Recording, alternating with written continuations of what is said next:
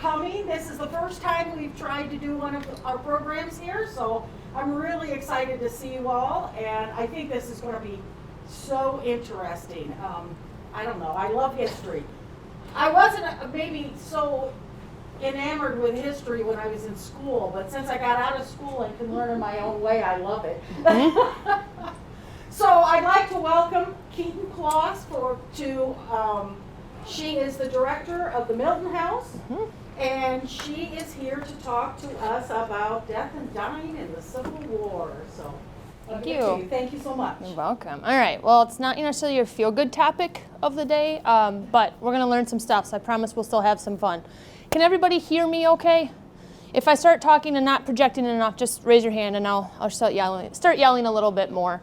I will try really hard to keep this to an hour with some time for questions, but it's a very interesting topic, and so I can tend to talk a lot. One thing I am going to ask, just in the because of time, if you wouldn't mind holding any questions until the end, I would appreciate it. If there's something that you're just like, nope, I've got to ask it now, just put your hand up and we'll take care of it. But hopefully I'll answer it throughout the presentation. Otherwise, we'll have a question and answer at the end. I do want to preface this by saying I am not a medical professional, so I may not be able to answer all of your medical questions. This is just research I have done on my own about Civil War medicine, so I'm going to do the best I can. Just a little bit about me. As it says up here, I'm a lifelong history nerd. I can thank my dad for that. He drugged me to all the historic sites growing up, and it stuck with me. Civil War, Abraham Lincoln is my main area of interest, and I've been lucky enough to work at 2 house museums, the Lincoln Tallman House in Janesville for about 5 years, and now I'm at the Milton House. So I get paid to actually do my passion, so I'm very, very blessed that way. I do have a Bachelor's of Arts from the University of Wisconsin-Whitewater in public history. So basically I like to teach history outside the classroom. So museums are what I like to do.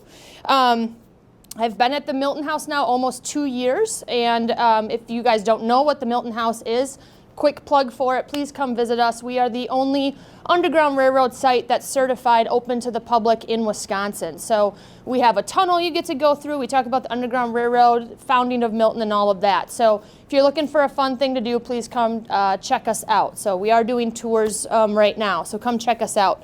And then I just want to say thank you to Maureen and the Hedberg Library for asking me to do this presentation today. This is a presentation I've done a couple other times, and so I'm excited to share it with you guys. So with that, why don't we just jump into it? So next slide, please, is just my title slide, Death and Dying in the Civil War. I always like to start presentations with a little bit of interaction. So when you guys hear Civil War medicine, what are some words or phrases that come to your mind? Amputation. Amputation. All right. Laudanum. What was that? Laudanum. Okay. Anybody else? Primitive. Primitive. Come on. Millie ball. The Manet ball, yes. Okay, so usually it's, yes, amputation's a big one. Butchers, you get Civil War soldiers are called butchers all the time. Terrible, primitive, these are all words. It's usually not a good picture that comes to your head, okay? So it's usually a very gruesome, kind of terrifying picture. It was gruesome and terrifying, but we're going to talk about it today, and hopefully when you leave here, you're going to have a little bit better understanding of what they were up against in their Civil War medicine, okay? So that's my goal today, is that you're going to learn a few things when you walk out of here, and when someone says something about Civil War medicine, you go, I actually attended a presentation on that, and you're going to tell them some stuff, okay? All right, next slide, please. So we're going to set the stage a little bit here. To understand the immense challenges faced by Civil War doctors and how the Civil War forever changed medical history, you have to kind of understand what was happening and how massive the carnage was during the Civil War. All right, next slide. So first we're going to talk about deaths. One thing you need to do when you're talking about Civil War medicine, death and casualty are not interchangeable terms. Obviously, if you are a death, you are dead. If you are a casualty, maybe you're wounded, you could be captured, you could be missing in action, you could be dead, they're not sure. So when you say there were this many casualties, it doesn't mean death. It means that you know, like I said, you're missing. So after a battle, they would try and do a muster roll to figure out who was still around. But sometimes people would get counted multiple times because maybe you're like, yep, I'm here, but then all of a sudden you're off because you actually got wounded. But then the next day when they do a muster roll, you're gone, or vice versa. So casualty is a very interesting term when you talk about the Civil War because it also includes people dying from disease, not necessarily on the battlefield. It also can include civilian casualties, which aren't counted by the Army. So just keep that in mind. Death and casualty are two different terms. It's estimated that 620,000 men died in the Civil War. That number fluctuates anywhere from 400,000 to 800,000, depending on what sources you look at. And that's because their record keeping was not very accurate. And especially in the Confederacy, their ability to keep records was way down compared to what the Union Army is. Also, generals are the ones who a lot of time are recording all of this. They have a reason. If they're in a battle and they got their butts kicked and they maybe want to make it look not so bad, they're going to lower their casualty numbers. A winning general is maybe going to increase the casualties on the other side and decrease his casualties. So there's that going on too. Everybody has an angle. So when you're looking at sources, the number really fluctuates. So this is kind of an average of what people say of 620,000 men. Like I said, that death includes combat deaths as well as non-combat deaths, as well as from disease. So what does that look like? We have this fun little chart here, American deaths by conflict, okay? Civil War still ranks at the very, very, very top. Nearly as many died in the Civil War as a POW as did in the entirety of the Vietnam War. Okay, so just let that sink in just a little bit. It would take until the Vietnam War to take all the wars that we've been in and take those deaths and have them surpass the Civil War. Okay, so Civil War is still winning, if you want to call it winning. But all of these all now combined create more. This also does include Iraq, Afghanistan, and some of the more modern wars too, but it's still out of date by about 5 years, so those numbers would be a little bit higher. All right, everyone with me still? Okay. All right, next slide, please. All right, so what do those numbers look like today? Okay, and it's interesting, I have not given this presentation since the pandemic really started. But we keep hearing big numbers in the United States of what are we up to, over 700,000 now, 700,000 people who died. So you're thinking, oh man, we've already lost more people than we lost during the Civil War. Nope, you're not taking inflation or the population into account there. They lost 2% of the population, 650,000 men. 2% of our population today would be 6 million men. Okay, so again, take a 700,000 number is terrible, but now take 6 million, and it's trying to help you understand the amount of death that is happening. I'm a big Brewer fan. We like to go to Miller Park, so it's a good visual for me. You could fill Miller Park to capacity 142 times. So if you've ever been to a sold-out Brewer game, multiply that by 142, and that's how many men are dying. Okay, so just keep that in mind too. All right, next slide. So why do we have these kind of casualty rates and death rates during the Civil War? And why is it taking so long for other wars to catch up to that? 3 sort of things that we're going to talk about. First one are battlefield tactics. How are the men fighting? How are they getting wounded? How are they dying? And how is that affecting the numbers? Medical practices. How are doctors treating the men once they are wounded? And then disease and sanitation, because actually more men die of disease than they do of battlefield wounds in the Civil War. So disease is a very big killer. So those are going to be our 3 topics over the next few slides here. Next slide. All right, so battlefield tactics and weapons. I'm going to try and keep this brief because the other topics have a lot more content. But this is very important. Has anyone ever heard of Napoleonic tactics? Okay, everyone heard of Napoleon Bonaparte? Yes, okay, you're all awake, great. He really writes the manual on fighting wars in about 1800s. When you're at West Point, when all the men who are going to be soldiers and generals in the Civil War are at West Point learning battlefield tactics, they're learning Napoleonic tactics, okay? So that's how they're getting ready to fight the war. So what are Napoleonic tactics?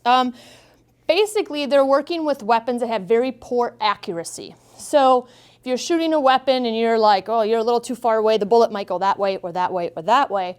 The idea was that you're going to mass all of your men into like a line, a battle line, so that when they shoot, hopefully those bullets hit something.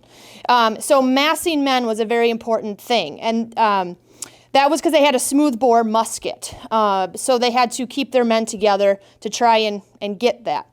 However, and that's also like Revolutionary Wars fought that way too. If you see the movies, they all mass into line, they kneel down, then there's another line behind them, and they just shoot, and this is like this big mass across a field, okay? That's because they're hoping for weapons, the bullets to hit each other. Unfortunately, by the start of the Civil War and then well into the Civil War, our weaponry has advanced significantly. Somebody mentioned the Minet ball, and the Minet ball is a very important advancement along with a rifled barrel. So I don't know if you in the way back can see.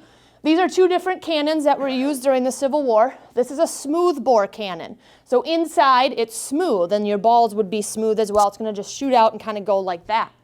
This one is rifled, so it rifles on the inside of the barrel. So the idea was that as your ball comes out, it's spinning, which is going to increase its accuracy. Smoothbore and a rifled musket are the same concept. The Minet ball is important because it was made of a softer lead that as it was shot, it would actually expand into those rifled grooves and really start spinning and have a much higher range of accuracy. And let me see, I have that in here.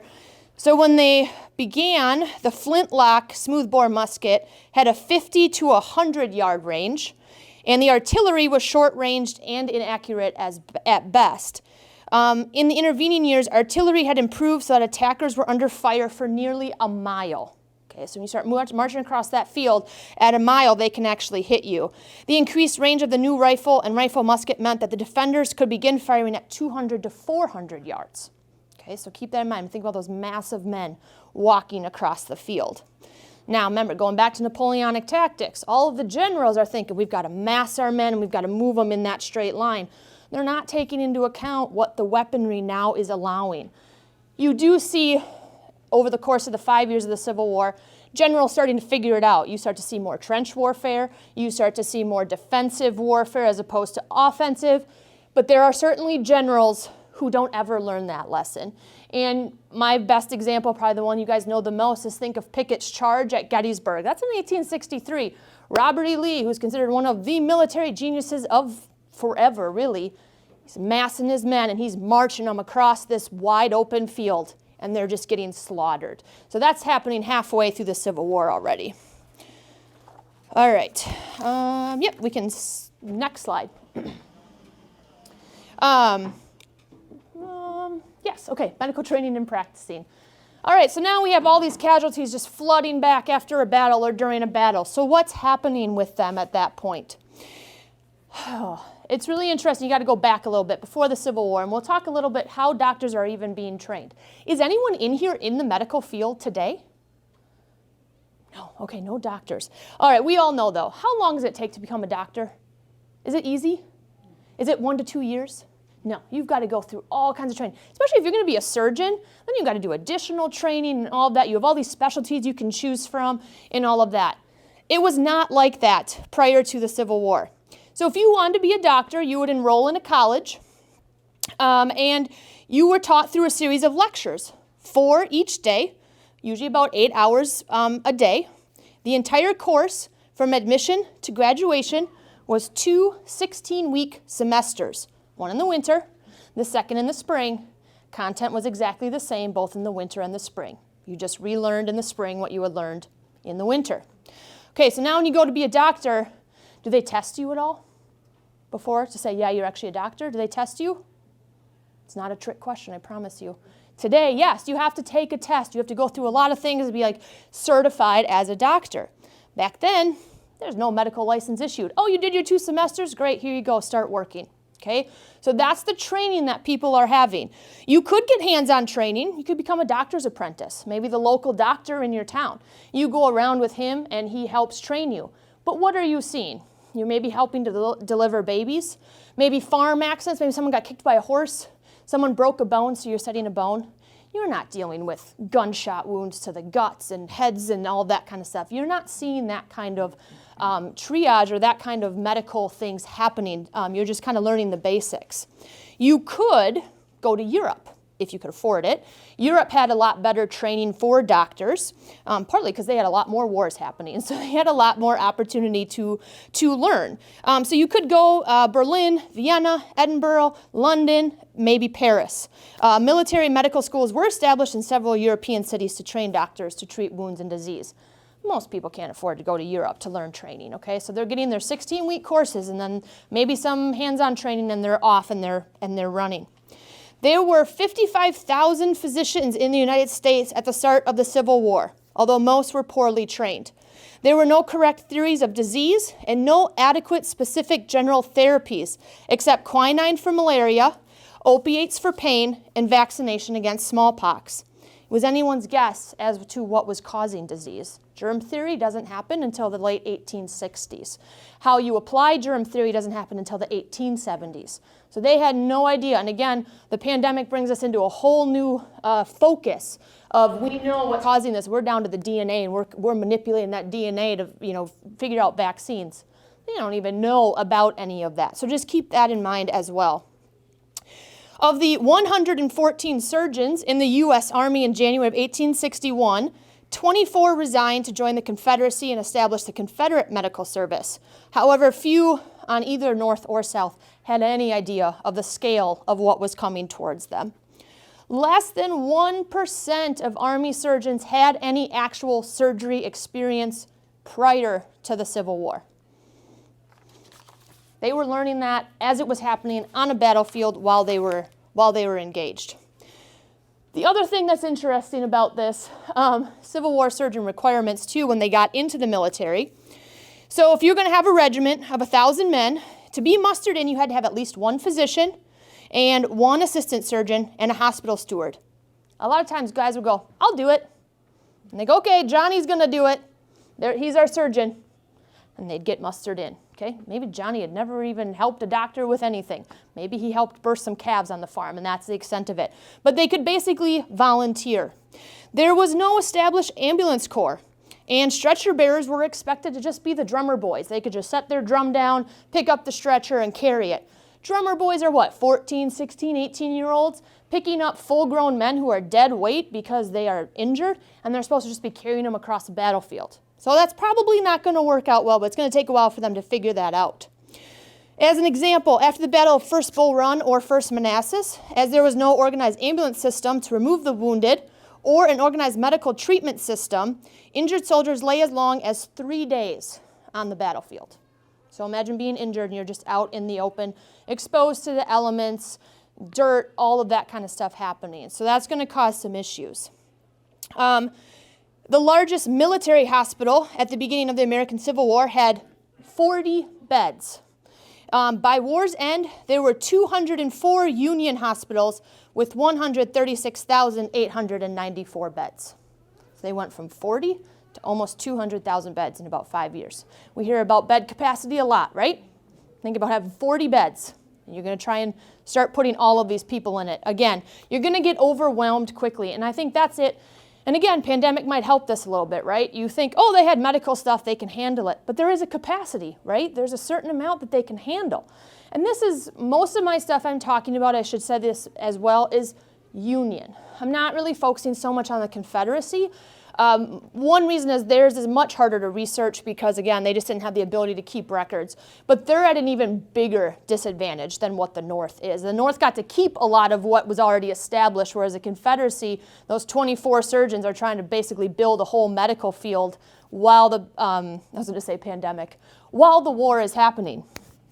All right, next one, please.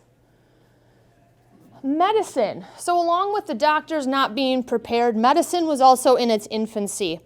Doctors believed in a theory called heroic dosing. Has anyone heard of heroic dosing before? All right, so today when you're going to take medicine, the doctor usually takes your age into account. They probably take your weight into account, and they say, okay, based on your height, your weight, your age, we want you to take X amount. Heroic dosing was, you're really sick, you need a lot of medicine, and they'd give you a lot of medicine. You're not so sick, I'll just give you a little bit. So they weren't taking into account what your body could handle. So they were overdosing people a lot. And so that was one big practice at that point in time. Calomel was a very popular drug, kind of like a Tylenol today. It was kind of your fix-all, you got a headache or you're feeling kind of down in the dumps or something like that. Here, take some Calomel. Well, Calomel had, its main ingredient was mercury. Okay, no wonder you're feeling good after you get your Calomel. But it was used to treat diseases ranges from syphilis and bronchitis to influenza and cancer, and acted as a laxative for your body as well. It was prescribed readily and in large doses. So you have a mercury-based medicine and heroic dosing. You can see how that's not going to end well for anybody. Now, one myth of the Civil War that I want to talk a bit about is that there was no anesthesia. Okay, right? We've all seen it. The guy's screaming as they're cutting off his leg, or he's biting on a strap, or he's got his whiskey and he's going to have to just man up and deal with it. In over 30,000 documented cases of amputation during the Civil War, anesthesia was used 90% of the time. In 1846, general anesthesia using ether was developed, soon followed by the discovery of chloroform in 1847. So anesthesia allowed the pain-free operation and the surgeon the time to do a proper job. In pre-anesthetic days, a surgeon's competence was judged on his speed of operation. How many legs could he cut off in a certain amount of time? Not how well could he do it. And it was usually performed on a struggling patient, and they'd be restrained. Anesthesia freed the surgeon and opened the profession to those without nerves of steel. So you didn't have to try and do it on a live person. You could at least do them at this point. Anesthesia use in the war totaled approximately 80,000 cases for the Union and 54,000 for the Confederates. It was apparently safe with actually few deaths. Unfortunately, in the age when sterility was unknown, operation of extended length led to death post-operative infections. Surgeons operated with dirty hands, dirty tools. They would cut one leg off, maybe swipe it on their leg, go to the next one, maybe dump it in some cold water and go on to the next one. So they're taking all of the germs and anything that's on patient 1 to patient 2 to patient 3.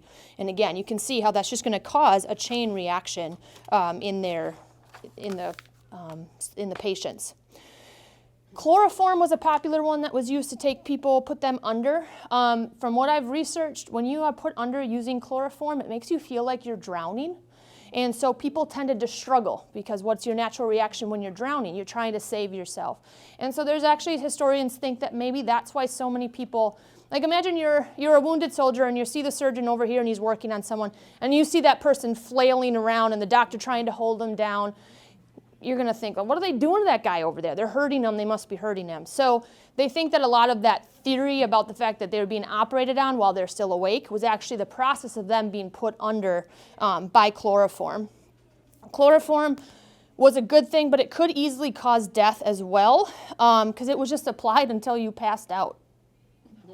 So pass out quickly. One example, Freeman McGilvery was wounded in his right finger in 1864. It was just kind of a scratch, but he got an infection. So they ended up needing to amputate his finger. And while they were applying the chloroform, they gave him too much and he died.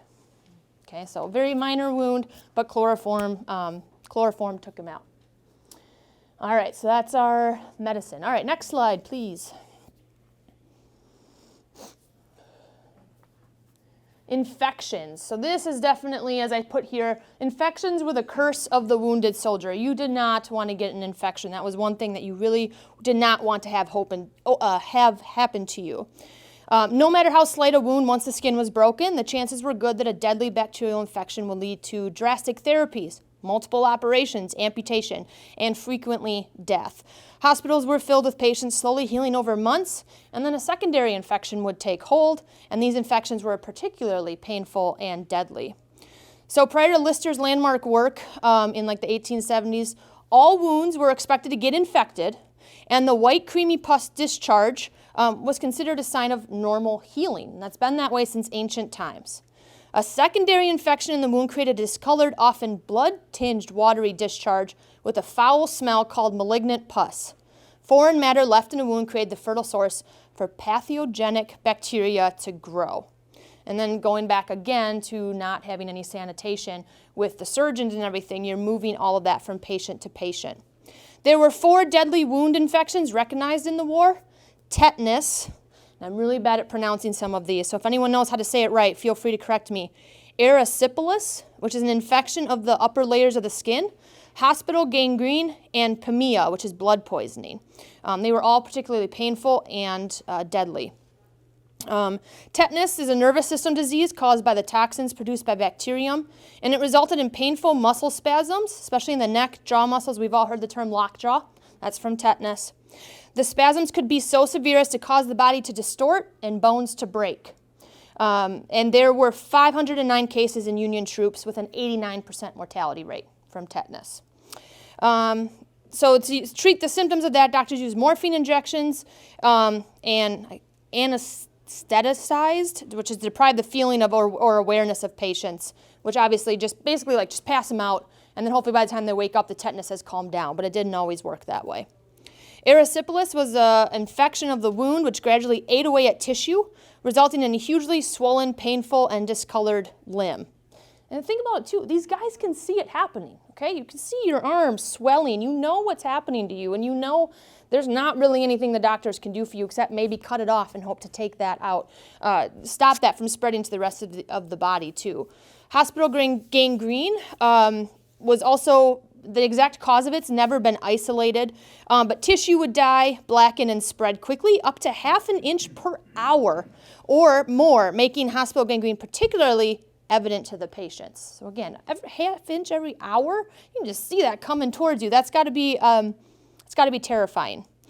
But the mortality rate was about 46%. As infections destroyed tissue, eroded blood vessels would hemorrhage, and they would rapidly kill the patient. Okay. I know, I told you, this is not your feel-good presentation of the day today. Pneumonia, a frequent complication of the erysipelas and hospital gangrene, was the spread of bacteria by the bloodstream. So bacteria gets into your bloodstream, it spreads it throughout your body, and again, it's something where this was evident with red-streaked, swollen, infected blood vessels, again, evident to the patient as it spread up the limb. The mortality rate was over 90% if you got pneumonia, okay? All right, next slide. How's everyone doing? Good, okay. I'm used to being on tours where people are talking to me, so I just want to make sure you guys are still with me and that you're still hanging in there. All right, so disease and sanitation. This is another one that really caused a lot of issues. I did mention that more men died of disease than died in the battlefield. For every 3 soldiers killed in battle, 5 more died of disease. All right, I love Gone with the Wind. One of her husbands, the first one, he dies of a disease before he even actually gets into battle. So it was a very real thing that was happening to a lot of men and to a lot of families. Most Civil War doctors spent most of their time caring for the sick and not treating battlefield wounds. 600,000 deaths in the conflict, 400,000 of those are from disease. Okay, so this is your biggest issue. And again, I mentioned too, the Civil War was fought 2 decades before germ theory was really around, and then before Lister presented in 1867 his antiseptic principles of surgery and wound care. Military camps were extremely unsanitary places, okay, so you hear about that too. They're building camps, and they're peeing up here in the river, and they're drinking the river water down here. I mean, that's just one of the issues that's happening. They're throwing food scraps into the camps, and they're attracting bugs and flies and all of that. Men are not bathing or washing their clothes in any kind of regular manner. They could go weeks or months without a bath or washing their clothes. It was a regulation that soldiers should dig their latrine 30 feet away from the camp. Every night should put a new layer of dirt over the day's refuse. Sounds great in theory, right?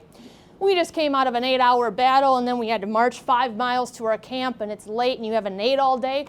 Who's going to go 30 feet and dig a latrine and then walk 30 feet plus put the dirt on? None of us are going to do that. We're going to be so exhausted. So the soldiers weren't doing it either. That was the rules. That was not what was actually happening. So they're just going out as far as they can as they need to, going to the bathroom. So again, it's happening where they're taking their drinking water, where they're eating, where they're sleeping. All of that's just happening in one big place. The other big thing is that there's a lack of immunity. So 45% of all Civil War soldiers come from rural areas, and they lacked exposure to many diseases that today we call childhood diseases, such as whooping cough and measles. Now you take all those people who don't have the immunity and you pack them into an unsanitary place, what's going to happen? It's just going to run rampant. So those that were being exposed for the first time were getting in places with soldiers from cities who already had these diseases. So smallpox, measles, chickenpox, diphtheria, and mumps. Smallpox, for which a vaccine was available, killed 7,058 of the 18,952 infected. So almost half of them were dying from that. Measles infected 76,000, killing 5,177 people. Soldiers' diet wasn't good. It was high in calories, low in nutrition and vitamins, making them more susceptible to disease. Plus just the exhaustion, being exposed to the elements, all of that is all working against them. Sexually transmitted diseases were an issue as well.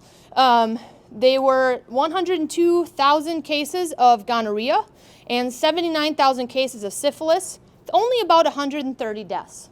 But still, it's an issue. Fun fact, Union General Joseph Hooker's 1863 directive to improve soldier morale by bringing prostitutes into camps has forever associated his name with prostitutes. So Hooker, prostitutes, that's what you need to know about him. Just kidding, there's more than that. But I think it's McClellan too. He tries to keep alcohol out of the camps, tries to keep prostitutes out of the camp. He's trying to keep them very clean and all that kind of stuff. But again, when you've got men, because it was essentially men, you know, boredom, they're away from home, it's going to be very hard to control them from going out and doing some of those vices. But Hooker kind of thought, well, they'd feel better if they had people here, so let's bring them in. But it kind of backfired on him a little bit that way. All right, quick question, make sure you guys are all awake. Does anyone know the #1 killer during the American Civil War? It's a disease. What? Diarrhea, good job. I wish I had a gold star for you, but I don't. It killed nearly 40,000 soldiers by the end of the war. Okay? Diarrhea today, we just know stay hydrated. They didn't necessarily know that or have any way to fix it. Second most common disease was malaria, with over 1.3 million cases and more than 10,000 deaths. Then there was typhoid fever, and it included, with other vague continued fevers and described as typhomalarial disease or camp fever. You hear about camp fever a lot. And there were 148,000 cases in the Union troops with 35,000 deaths. Pneumonia was also significant, and tuberculosis was a significant killer as well. So Civil War physicians labored with inadequate knowledge and therapies to deal with the largest number of diseased persons encountered in America in the 19th century. Smallpox vaccination, citrus fruits and fresh vegetables for scurvy, and quinine for malaria were among the only specific and valid therapies. Also, if you are out in the middle of a battlefield, your option of getting fresh fruits and vegetables is very low, so you couldn't even really actually prescribe that as a fix for any of the stuff that was happening. Tens of thousands left the military service after the war with chronic intestinal and lung disease that killed them in the following years. That's the other thing with casualties too, is when do you stop counting deaths from the Civil War? Do the soldiers who get wounded or come out with some of these lung diseases and stuff, when they die 10 years down the road, do they count as a death? You know, I don't know. You don't. It kind of depends on your view on that. There's no right answer. But all right, next slide. Check my time. Okay, I'm doing okay. Lessons learned. So what are they learning from all this, and how are they reacting to this? As men are being wounded and fighting disease, again, how is the care for them changing? All right, next slide. So care for soldiers was an area of the war that women really stepped up and stepped in to help fill gaps and to make significant advancements. Every one of the women that are pictured here is a Union woman. I will talk about 2 Confederate women. Again, I'm just focused more on the Union, but I will touch on 2 Confederate women as well. So there was no organization of trained nurses in the United States at the start of the Civil War. The Crimean War, which happened in 1854, 7 years prior, had the nurse, and we've probably all heard of her, Florence Nightingale. Okay, she's very important. She had an official capacity to lay the foundation of modern nursing concepts and trained nurses. So there are women who are looking at what Florence Nightingale had done in the Crimean War. They're taking some of that knowledge and they're bringing it to the battlefield, often in an unofficial capacity. Florence Nightingale decided, or she realized that it was important to support have nurses to support the physicians' and surgeons' work, but more importantly to help with the sanitary, social, and psychological needs of the servicemen. Okay. So who's some women who stepped up? One of them is, they were often middle-class women, and we have about 5,000 to 10,000 women who offered their services. Again, that's not a very well-recorded number. But Dorothea Dix, which one is she? She's up here. So Dorothea Dix, I think that's maybe a common name to people too. She was an educator and a social reformer. She had dedicated her life to improving the conditions of people in prisons, poorhouses, and particularly mental institutions, and she volunteered for service. In 1861, she was appointed superintendent of female nurses of the Union Army by Secretary of War Simon Cameron. So that empowered her to create a volunteer nurse corps and regulate supplies that were donated to the troops. She and her appointed nurses were given no military rank. She was 60 years old and she was not trained in nursing, but had extraordinary organizational skills and was well acquainted with tackling resistant political and social forces. So you can figure out what those political and social forces were that were working against her. In July of 1862, Circular Order Number 8 was issued laying down Dix's strict requirements for appointment in her nurse corps. So I love some of these restrictions that she puts on her nurses. Candidates were to be between the ages of 35 and 50, obedient to rules, matronly persons of experience with good character and strong health. She also, if she could tell, if you walked in and you were just like, I'm hoping I want to meet a nice man and we're going to get married, she'd be like, there's the door. I don't need any of that kind of time. I've also heard that she didn't allow you to wear hoop skirts. You had to just wear a regular dress when you were working as well. You were compensated 40 cents a day, and a 3-month minimum period of service was required. Okay, so that's how, and again, that's what she starts out with. By the end of the war, she's taking any live body coming in saying they want to help. She's like, yep, just get in here and help. But that was her original requirements. Mary Ann Ball, who is also known as Mother Bickerdike, she's one of my favorites. She's very, very interesting. She's a volunteer nurse, and she worked with the Sanitary Commission. She was described as a determined nurse who did not let anyone stand in the way of her duties. The enlisted men loved her. They gave her the nickname Mother Bickerdike. Because she had such a caring nature. When a surgeon questioned her authority to take some action, she replied, on the authority of Lord God Almighty, have you anything that outranks that? I don't think he had anything that outranked that. In reality, her authority came from her reputation with the Sanitary Commission and the enlisted men's love for her. She also, at Fort Donelson, realized that laundry services were lacking, and so she packed up all the soiled clothes and bedding that had been used by the men, and she worked with the Sanitary Commission. She used formerly enslaved people who were with the camps and kind of organized them to help them become kind of like a laundry service for the soldiers. So that's going to help clean up the hospitals and the battlefield camps as well. By the end of the war, with the help of the U.S. Sanitary Commission, she had built 300 hospitals and aided the wounded on 19 battlefields, including the Battle of Shiloh and Sherman's March to the Sea. She actually was so loved that the men would cheer when they saw her, and Sherman actually asked her to ride at the head of one of his corps in the Grand Review of the Army in Washington at the end of the war. Now, one of my favorite things about her is apparently at one point a soldier went and complained to General Sherman that Mother Bickerdike was overstepping her bounds and he needed to put her in her place. And Sherman's response was, she outranks me. So she's going to do what she wants. So she's a very fascinating woman. So if you're ever looking for a character to read more on, I'd highly recommend her. But she just went in there and got it done. The other one, this is another one that you guys probably know, Clara Barton. She's pretty famous. That's a famous name here as well.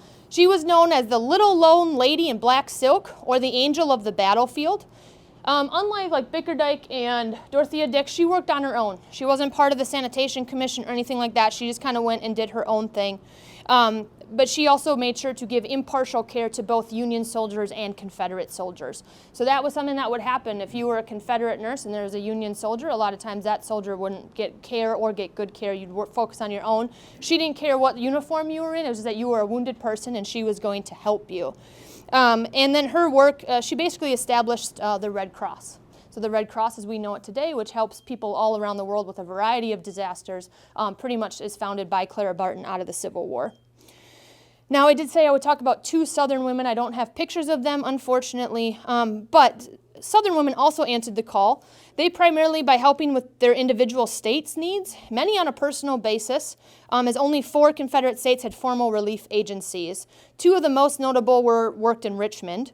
Sally Louisa Tompkins opened a 22-bed hospital using mainly her own funds in a Richmond mansion. She may have been the only woman officially commissioned in the Confederate Army. Phoebe Yates Levy Pember was a nurse and the female administrator of the Confederacy's largest medical facility, Chimborazo Hospital. So women are stepping up and they're filling gaps and they're seeing what needs to be done and they're making it happen. So it's interesting too because I think of nursing as a primarily female occupation. Prior to the Civil War, it was considered unladylike for a woman to be a nurse because you're going to see men in undressed states and you're going to be touching them and it's going to be an inappropriate thing. So it was very much a man's field, a man's world. But again, as war often does, it changes the dynamics, especially it changes your gender dynamics. And so then women come in and they really step up to the plate and they show that they can do it just as well and they can do it without falling in love or any of the other stuff that they thought was going to happen, being compromised or anything like that. So women play a huge role in the medical advancements during the Civil War as well. So I always want to make sure and mention that. All right, next slide. So how were the medical advancements going as well? So battlefield medical advancements were happening, again, real time as it all is going. So William Hammond, I think this one's William Hammond. I was going to put their names on there too. He's only 33 when he's named the 11th Surgeon General of the United States in 1862, and he makes immediate and widespread changes. So what kind of changes does he make? Something that when I'm not even a medical person, and I was just like, oh, this is so funny that he had to make this change. He's just asking his doctors, can you track and chart what treatments you're doing and how well they're working so that we can keep track of what's working or not working or change it? So that was something that was very important. He required that doctors be evaluated. By 1863, there were just 3 experienced brigade-level competent surgeons operating at field hospitals, and they had to consult with each other when possible. He set minimum requirements of age and skill for physicians in the Army Medical Corps and sent inspectors to examine hospitals for cleanliness and for ventilation. He directly influenced the practice of medicine by dictating the removal of the deadly mercury compound, calomel, and from military use, and this did not make him a lot of friends. Okay, remember, 33 years old, and he's coming in, and he's telling these doctors, you know that like miracle drug? Yeah, you can't use it anymore. And that's not making anyone very happy. So because of his age and what he was doing, he ruffled the wrong feathers, and he was dismissed for conduct unbecoming an officer. Good, bad, or indifferent. After Hammond leaves and Dr. Jonathan Letterman comes, he's actually now known as the father of modern battlefield medicine. He was only 38. He was a graduate of Thomas Jefferson University in Philadelphia, and he became the medical director of the entire Union Army in June of 1862. Another fun fact, Thomas Jefferson University was co-founded by Dr. George McClellan, which might sound familiar. That's General George McClellan's father, okay? George B. McClellan, was head of the Union Army when Letterman takes over. So McClellan basically says, hey, you trained at the hospital at the school my dad helped found. Do whatever you want. Whatever you need to do, go and do it. So Letterman starts making lots of changes too. Now we talked about there being no uniformed ambulance corps. He establishes one. He increases the size of ambulance to accommodate people.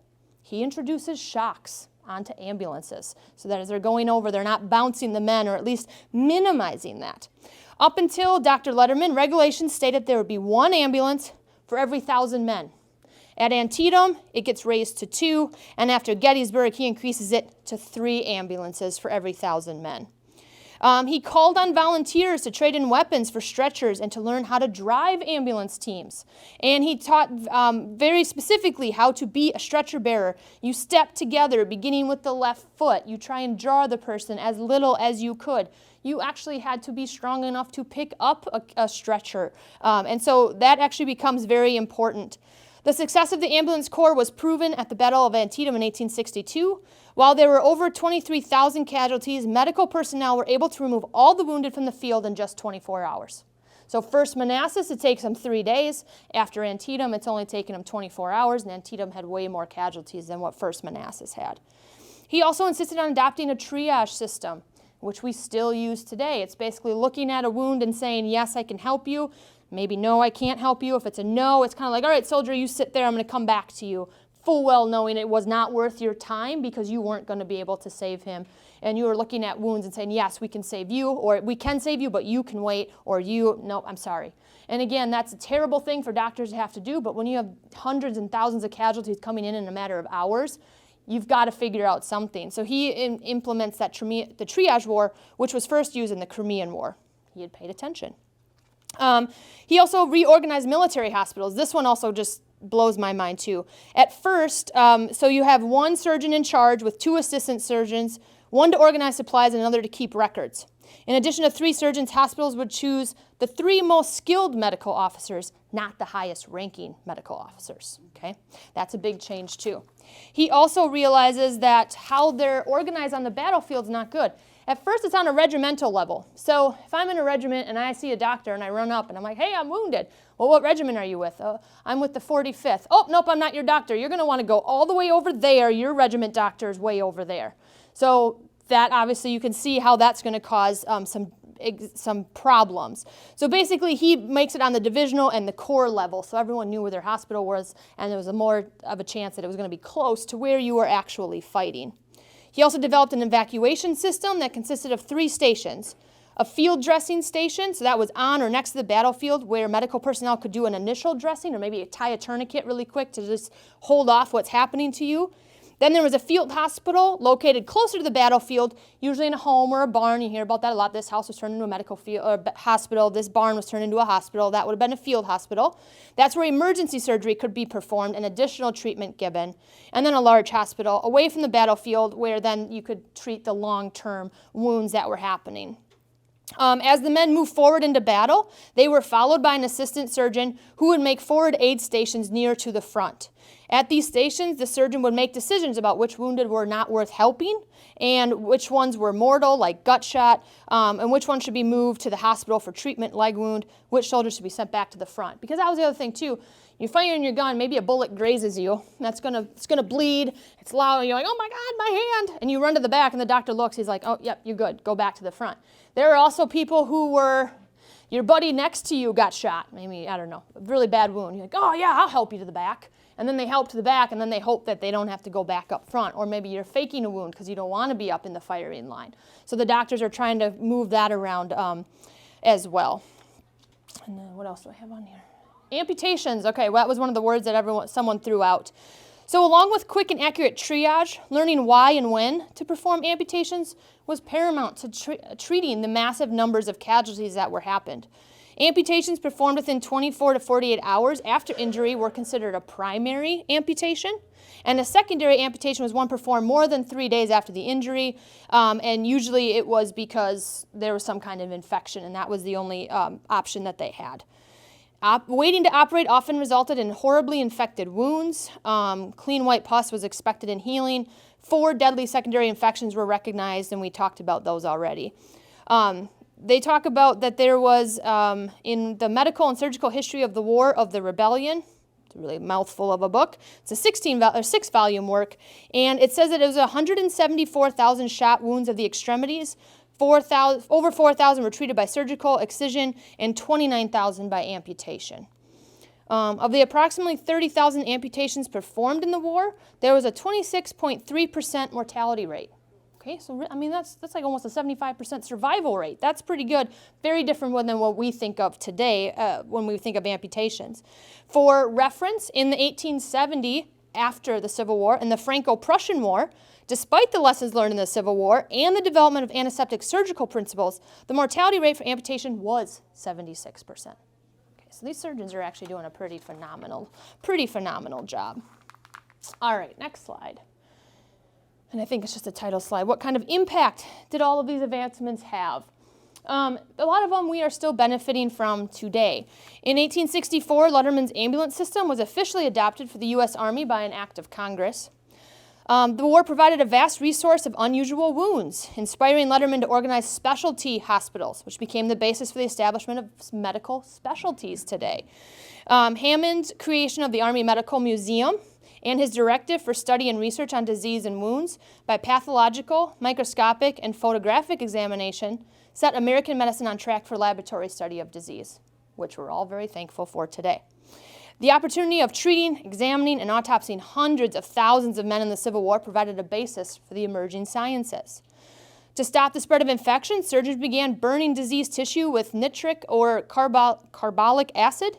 And one of the great medical therapeutic advancements of the war was the discovery of halogen antiseptic solutions to treat deadly infections.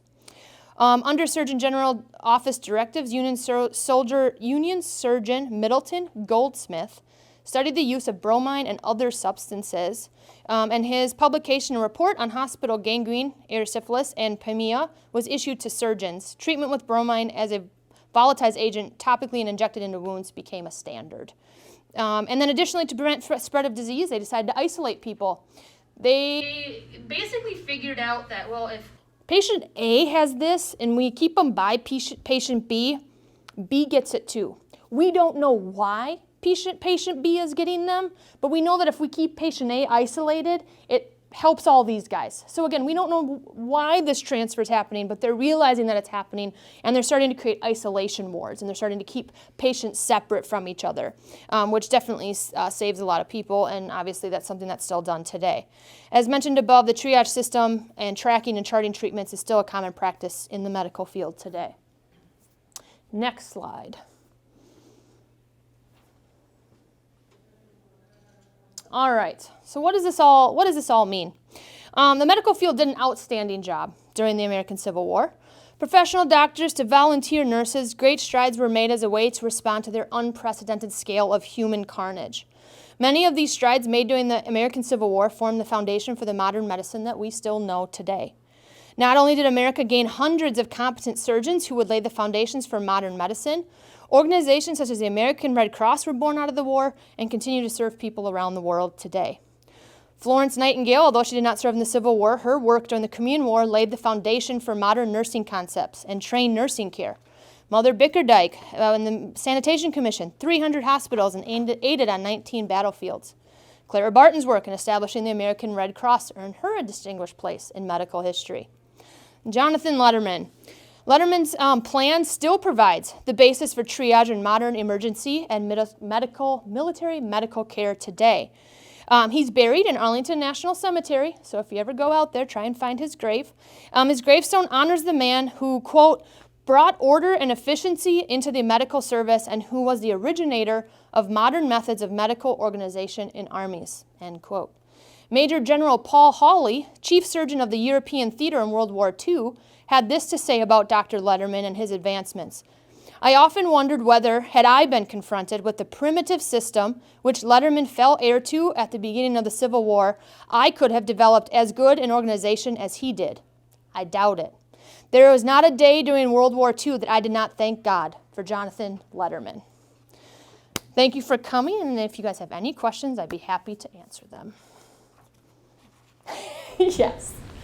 When did embalming become common practice? I thought that was the Civil War too, because many were buried on the battlefield, but embalming was possible. And embalming was possible because it becomes a much wider practice during the Civil War for exactly the reason that you were saying. They're trying to preserve bodies to try and take them back home. And so the biggest one that you can look at is President Lincoln when he's shot, and the amount of embalming that's done to him as he travels on his train back to Springfield. They're basically like re-embalming him like every day. And it's interesting, Lincoln's body was disturbed like 19 times from the time he died to when it was finally buried in Springfield. And the casket was opened at least 3 times, the last time in 1901. And you could pretty much still recognize him because his body had been embalmed so many times that it hadn't started decomposing like you would expect. So, I mean, Egyptians are using embalming way, way back, but the Civil War, it definitely makes advancements, and it's just a much more common practice out of necessity. It's also a private service that the families had to pay for. Mm-hmm. Yep. Well, and a lot of people, before the Civil War, you didn't go to hospitals. Hospitals were unsanitary, where poor people went. It's kind of a opposite of today. And so people were just buried right at home, so they didn't necessarily have that need. weren't trying to preserve the body for a funeral or any of that kind of stuff. But then, yeah, when you're trying to ship bodies home and stuff like that, it's becoming more important. Yes? I was just wondering, I can't remember the name, it was pyromere or like a blood infection. Could that be like sepsis is today? It very well could be. I don't know if it's just a different name or if it's maybe a different type of blood infection, but yeah, sepsis works very similar. It gets in your bloodstream and can kill very, very, I mean, even modern medicine today, sometimes if you get sepsis, they're kind of like, we can't. That's kind of what I thought. Thank you. Yeah. Any other questions? We still have, I was good on time. We still have 5 minutes. Well, thank you so much. Thank you. It was very interesting. Thank you.